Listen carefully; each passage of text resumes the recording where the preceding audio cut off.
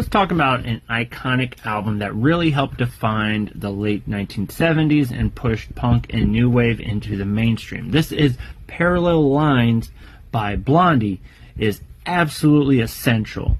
Released in 1978, this album wasn't just a commercial breakthrough for the band, it was a defining moment that bridged underground cool with pop accessibility.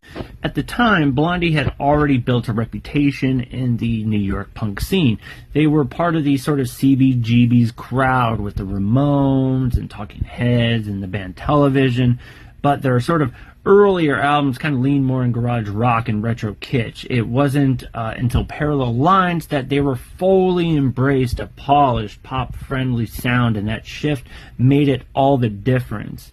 So how did Parallel Lines help Blondie break into the mainstream? First of all, it had a massive hit. Heart of Glass is the obvious standout of this album. The song alone was a game changer, a blended disco with punk attitude at the time when those two genres were considered enemies.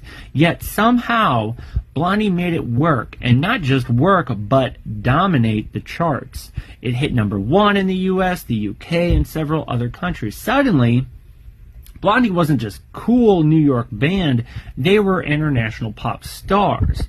But the album wasn't just one hit. There was the One Way or Another and Hanging on the Telephone showed off the band's range. They can do punk, they could do power pop, they could do, moody synth vibes. And crucially, they did it with a sharp songwriting and production. They used Mike Chapman, played a huge role here. He tightened their sound, focused on hooks, and gave Debbie Harry's voice the spotlight that it deserves. And speaking of Debbie Harry, her image was huge for the band's crossover appeal. On Parallel Lines, she wasn't just the front woman of a punk band, she became a full-blown icon. She had this mix of glamour, danger, and cool indifference that made her magnetic to a wide audience. Media attention exploded. Blondie started getting mainstream press, TV spots, and more radio play than ever before. What's also interesting is that Parallel Lines came out at a time when new wave was starting to bubble up. Bands were experimenting with, genre fusion and synthesizers and glossy production.